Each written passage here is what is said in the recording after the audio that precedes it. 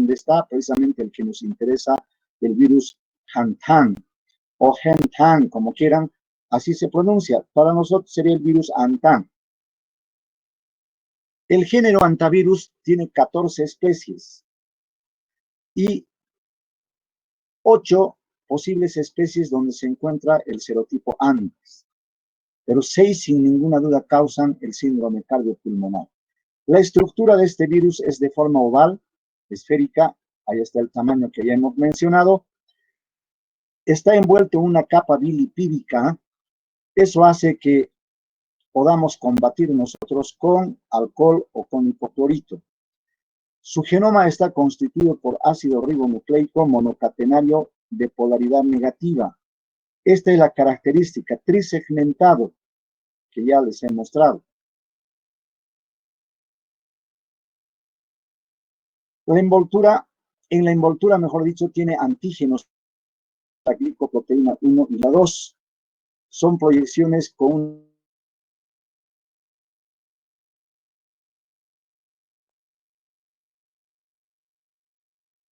desde la gripe, el COVID-19, etcétera. Entonces facilitan la adherencia y la fusión para que ingrese a la célula huésped. También gracias, pregunta de examen, jóvenes, gracias a estas glicoproteínas de superficie, glicoproteína 1 y 2, podemos diagnosticar. ¿Por qué? Porque estos van a provocar que nuestro organismo forme anticuerpos específicos contra el virus. Entonces, la IgM y la IgG vamos a poder identificarlos gracias a estos antígenos que han ocasionado que se formen. Vamos a aceptar a sus compañeros a ver qué pasa.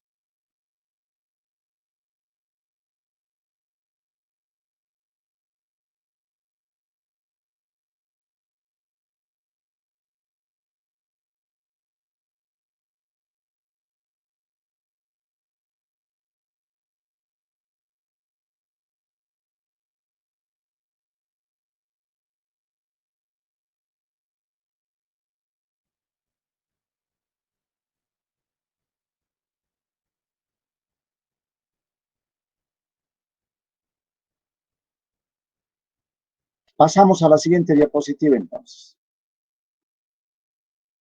La nucleocápside está constituida por el ARN, que ya hemos dicho, ¿no es cierto? Y 3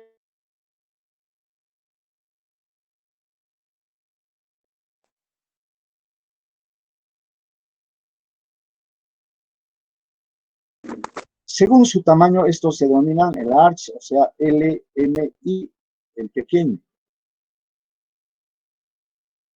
Aquí observamos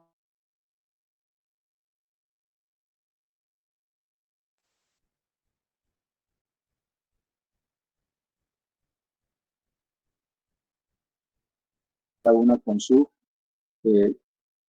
enzima, esta proteína.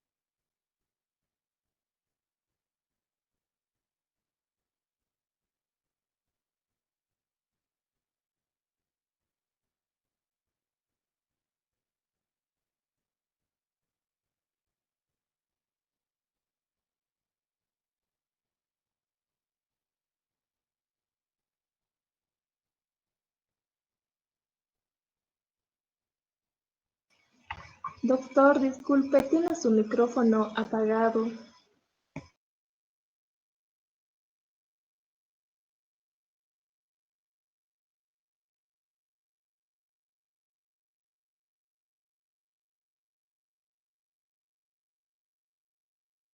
Ya, ¿ahora sí me escuchan? Sí, doctor, Sí, ahora sí. doctor, ahora sí. Ya, ya, entonces van a disculpar, son pequeños accidentes. Jóvenes, entonces se generan complejos inmunes. Estos complejos inmunes son los que causan daño y el aparato blanco, diana, que afecta es el aparato pulmonar. De ese modo, jóvenes, entonces vamos a sufrir el distrés respiratorio. Hay permeabilidad vascular, decíamos, y esto ha de ocasionar fuga de plasma. Y esa fuga de plasma se ha de acumular y va a causar, ¿qué cosa? Edema pulmonar, que es difuso. Estas son las características: difuso, bilateral, intersticial, además masivo, bilateral, masivo, intersticial e intraalveolar. Consecuentemente va a haber síndrome de distrés respiratorio. La insuficiencia respiratoria se va a instaurar y la falla cardiovascular como consecuencia del compromiso del miocardio. Va a haber alteración del volumen minuto y el índice cardíaco. Y como hay fuga de plasma, entonces hay tendencia del shock, muy parecido al dengue, shock cardiogénico y la tasa alta de letalidad. El líquido extravasado es de alto contenido proteico, por lo tanto, esto que va a pasar va a provocar una disminución de la presión oncótica intravascular. La miocardiopatía, o sea, la afectación del miocardio, es un componente muy severo del síndrome de shock por antivirus. Aquí gravemente va a afectar el aporte de oxígeno en células y tejidos porque disminuye ostensiblemente el índice cardíaco. Esta fiebre hemorrágica con afectación renal, también por complejos inmunes circulantes, sucede en el viejo mundo. La hipovolemia es una característica y el déficit de flujo plasmático renal ha de causar sobre todo una necrosis tubular aguda. Las lesiones vasculares y la hemorragia son características en esta enfermedad. La lesión tubular que conduce a una insuficiencia renal aguda, sobre todo la necrosis tubular aguda, que en algunos casos graves puede afectarse hasta el glomérulo. El edema retroperitoneal, similar al dengue, puede causar dolor abdominal. Y hemos dicho que en el dengue hay una perfusión perirenal, acá es la retroperitoneal. Y puede haber una tendencia al shock y la lesión vascular. Denme 5 minutitos, por favor, jóvenes, sigo pidiéndoles disculpas. Aló, don Jesús. Ya, salgo en ese minuto, por favor.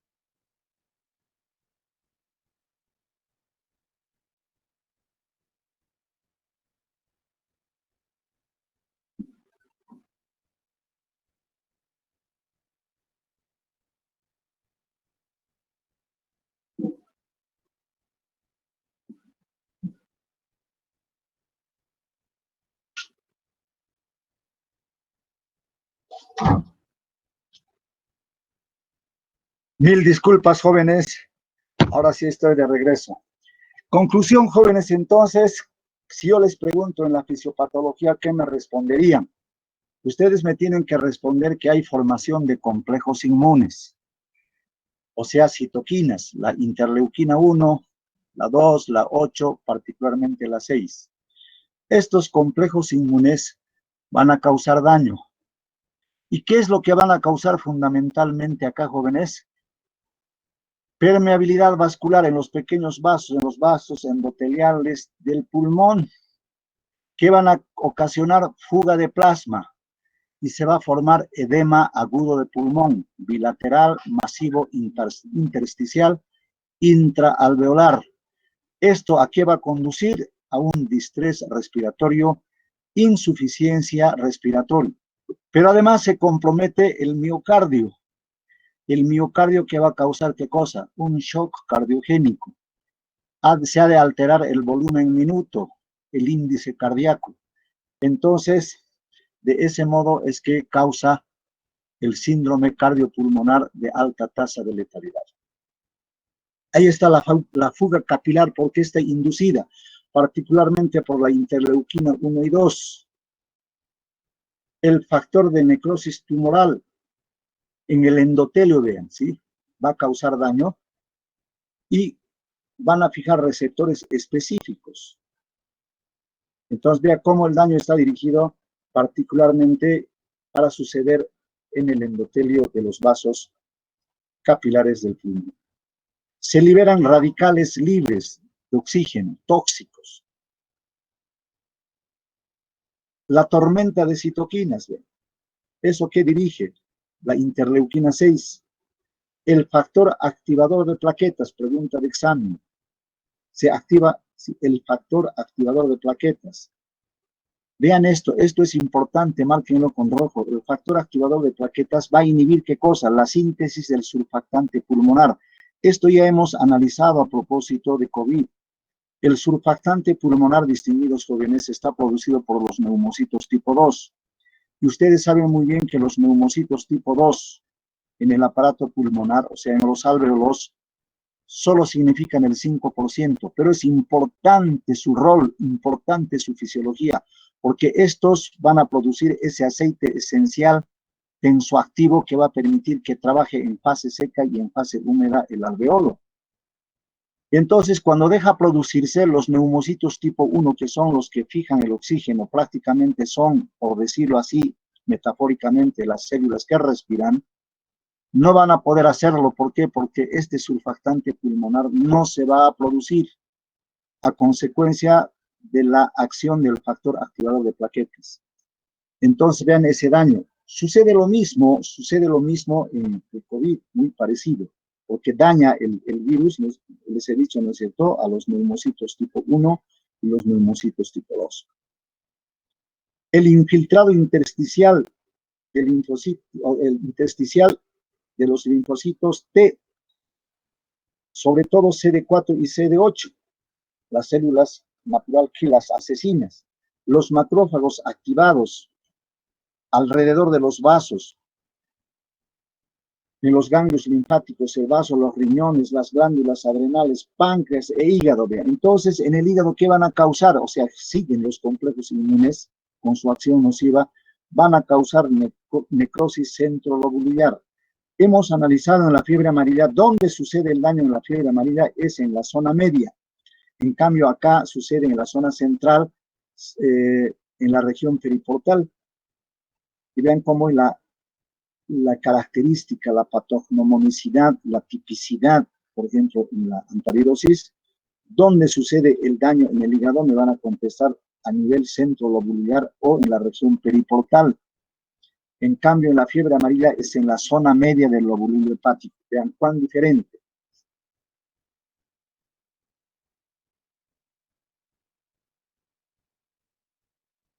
Seguimos analizando en todos los trastornos anatomopatológicos. ¿Qué va a haber? Una inflamación intersticial, va a haber congestión, infiltrado intersticial de células mononucleares, El edema, que está la característica pregunta de examen, intraalveolar, septal, peribronquial, y hemos dicho además, ¿no es cierto?, masivo, bilateral. Entonces, esto es que les lleva a la muerte a los enfermos por antivirus.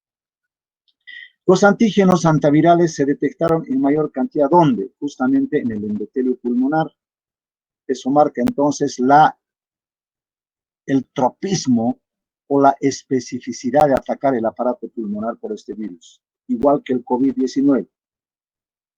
La inmunoglobulina M y posteriormente la inmunoglobulina G, entonces son reactivos, persisten por mucho tiempo. Entonces, esto quiere decir que hay una buena respuesta inmunológica. También se forma por esto que hemos dicho, ¿no es cierto?, por el defecto del surfactante pulmonar. Entonces, la membrana hialina focal que se produce es muy perjudicial y va a tener repercusión negativa en la formación del surfactante pulmonar.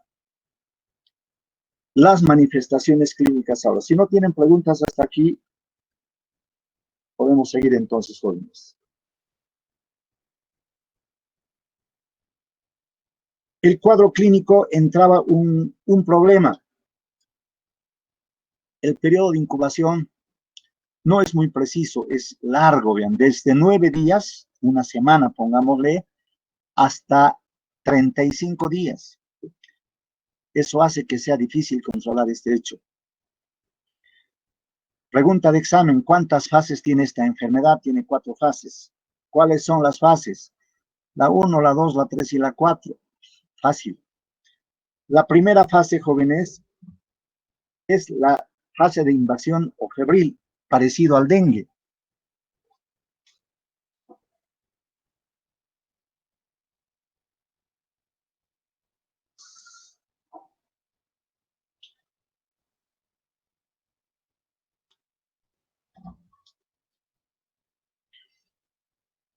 Y esta primera fase, queridos amigos, nos ha de ayudar, igual que en el dengue, nos va a dar tiempo para diagnosticar.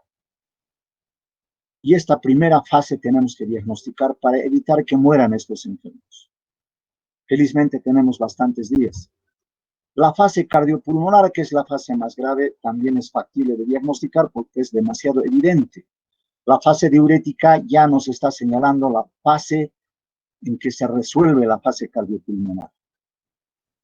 Y la fase de convalecencia, que es también largo en este caso. Vamos analizando entonces la fase de invasión o febril, vean, igual que en el dengue, ¿sí? Puede durar de 3 a 5 días.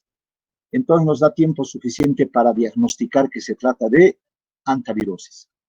¿Cómo comienza? Comienza de una forma brusca, igual que la gripe, se presenta la fiebre y la fiebre es alta. Hay cefalea, dolor de cabeza para el vulgo. El escalofrío es intenso. Hay dolores musculares y de las articulaciones, mialgias y artralgia. Hasta aquí son los síntomas propios de la gripe. Pero si estamos en una zona donde existen estos ratoncitos de cola larga, si estamos en Tarija, en el Chaco chuquisaqueño o tarijeño, o en los lugares tropicales, ojo, hay que pensar en esta enfermedad.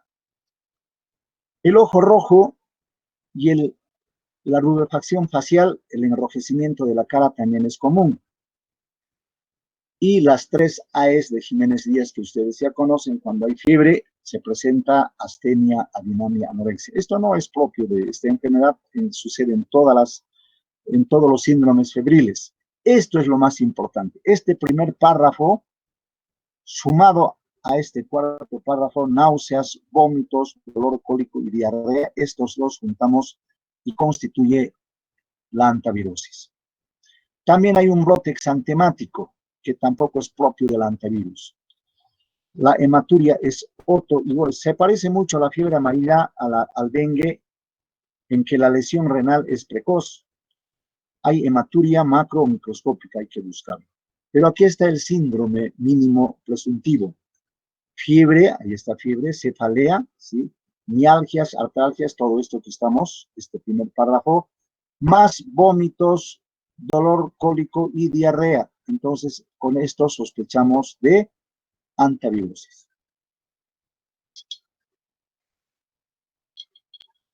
Pregunta de examen, eso, jóvenes. La fase cardiopulmonar comienza a los 14 o 17 días después de la exposición. Eso quiere decir de la llegada del virus. Está hablando del periodo de incubación. 4 o 10 días después del comienzo de la enfermedad. A esto me refería. Tenemos bastante tiempo, jóvenes, para poder diagnosticar, pero no vamos a esperar 10 días, sino el primer día de la consulta. Estos primeros 3, 2 o 4 días tenemos que diagnosticar que estamos frente a una antivirosis. Las alteraciones respiratorias, la disnea leve e insuficiencia respiratoria aguda. Se parece mucho acá a COVID. Aumento de la frecuencia respiratoria, ese es un indicador bastante importante y un signo de alarma. La hipoxemia. Tenemos que acostumbrarnos desde ahora, jóvenes, en adelante, particularmente para esta enfermedad, tener un pulso oxímetro para medir la saturación de oxígeno. Está acá menos del 95%. Ojo, nos está hablando a nivel del mar. Y menor o igual sobre los 2.000 metros, de 90%. Ustedes saben que en Chuquisaca, Potosí y Oruro, la saturación de oxígeno no tenemos que esperar que sea 95, 98, 100%, sino de 93 hasta 90 podemos considerar admisible, hasta 89 inclusive en lugares sobre los 2.000 metros sobre el nivel del mar. La taquicardia, la hipotensión arterial y el edema pulmonar que evoluciona rápidamente. ¿En cuántas se puede instituir? ¿En qué tiempo? En 4 a 24 horas se puede instituir un edema agudo de pulmón masivo. En los casos graves, vean ustedes, se aspira hasta 1 litro de líquido seroso por la vía respiratoria. Entonces, este hecho que estamos caracterizando, distinguidos jóvenes, tiene que llamarnos a la atención de que tenemos que apurarnos a diagnosticar estos primeros 3 o 4 días. Ojalá el primer día, en los lugares endémicos donde se presenta la antivirosis. Pregunta de examen, entonces, ¿sí? Ojo, es rápida la instauración del edema, en 4 a 24 horas.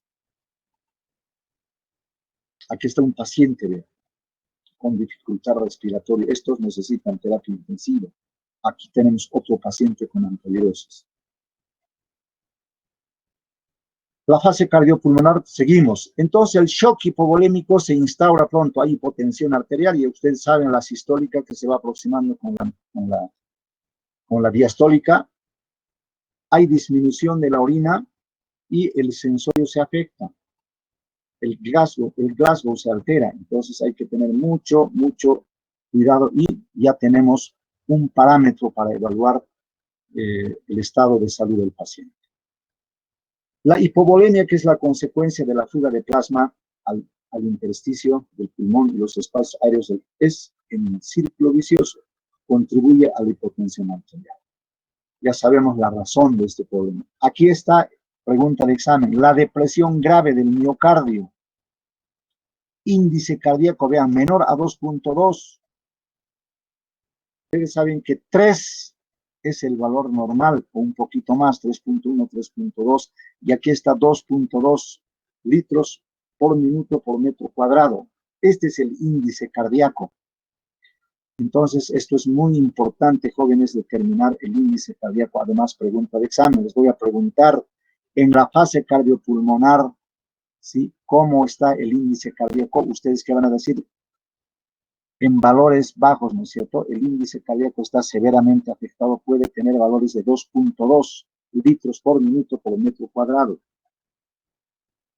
El sistema nervioso central se compromete, puesto acá estamos hablando en esta fase, hay que valorar qué cosa, el sensorio, aquí hay delirio, puede haber alucinaciones y puede haber síndrome convulsivo y entonces el enfermo entra en estado de coma. ¿Todo por qué?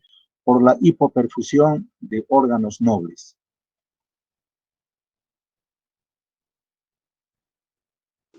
Doctor, Fase de diuresis, aquí vamos a quedar jóvenes, ¿ya? Fase de diuresis y nos vemos cuando nos toca, mañana o pasado. día. Ya. Que tengan un buen día, queridos amigos. Vayan a su práctica. Gracias, doctor. Hasta luego. Hasta luego, hasta luego. Hasta luego, jóvenes. Doctor.